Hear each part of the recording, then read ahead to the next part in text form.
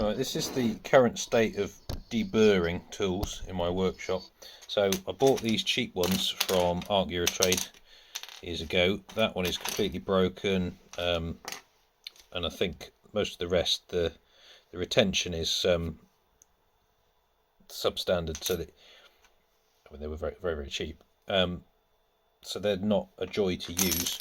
I got this Bahco one, which is very nice to hold, but as you can see, it's succumbing to age again. It's got a very nice little quick release mechanism for the deburring blades, and the blades are pretty universal. I can swap them over the ones from the arc ones and stick them in there. So what I want to do is make a slightly more durable handle. So I'm thinking that I'll probably steal the mechanism out of this and just make either a plastic or a metal handle. Have a look what sort of materials I've got.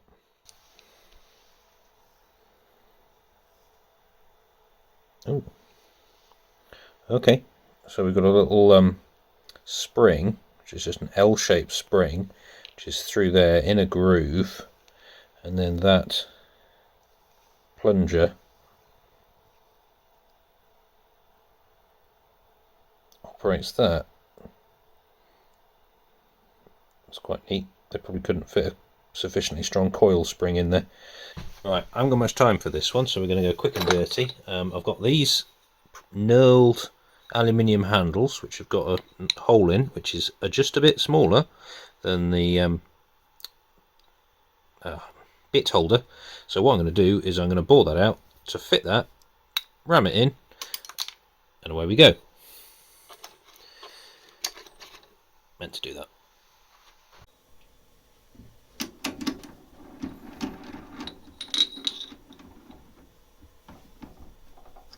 Around about 13.5, depending on where you measure it, is 14.9.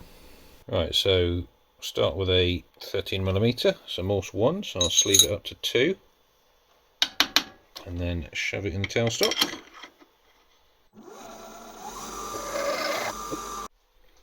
Right, take 2. Let's give it some lube this time.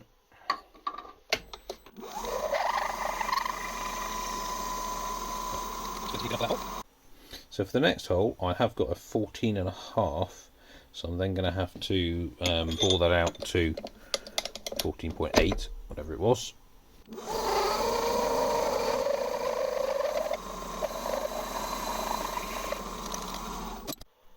Right, to get the deeper hole to size, I had a 13mm drill and it wants to be about 13.5, so I'm going to go in with my boring bar, just by feel on the cross slide, find where the inside is, can zero my dial then, come out, and then I will dial in, let's do 0.4 of a millimetre first, and then we'll measure it, we'll do the final 0.1.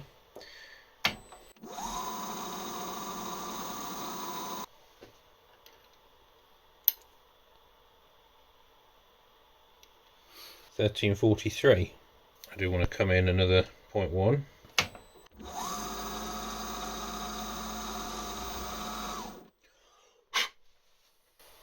Let's try that. Oh.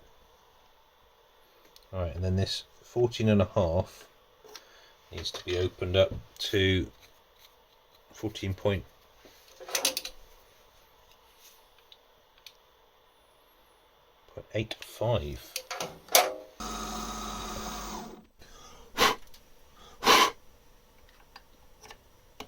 There we are, perfect.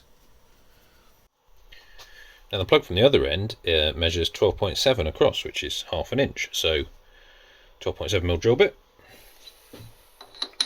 Wang it in the other way around.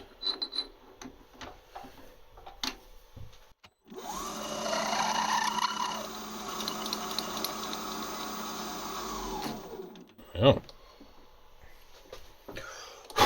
Should.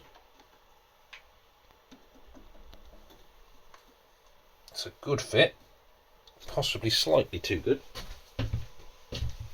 So we might as well run a 1/2 inch reamer through that, because I've got one of them.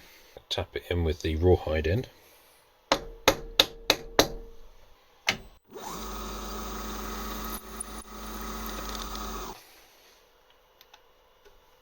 That's nice. Yep. That's snug, but it'll come out by hand. Had a thread on it originally, a moulded thread, but that's very coarse. And I'm not turning that now. I know, an amazing setup. I'm using the V in the vise there just to hold the tube. I've eyeballed the end mill on centre, and I'm just going to munch out 3.5mm depth.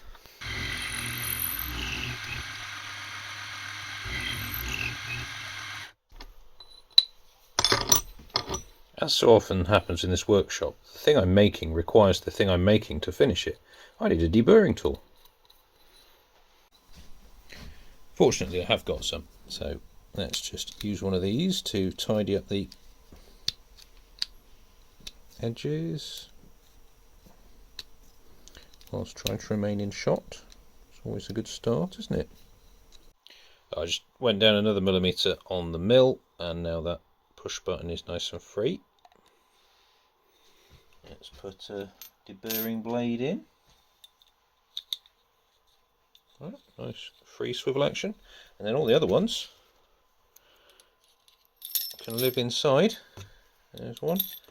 Let's take that one off. Push the end on, and I've got one very custom, slightly more durable deburring tool. I've got that. Right, so broken plastic handles in the bin. Thanks for watching. I'll see you next time.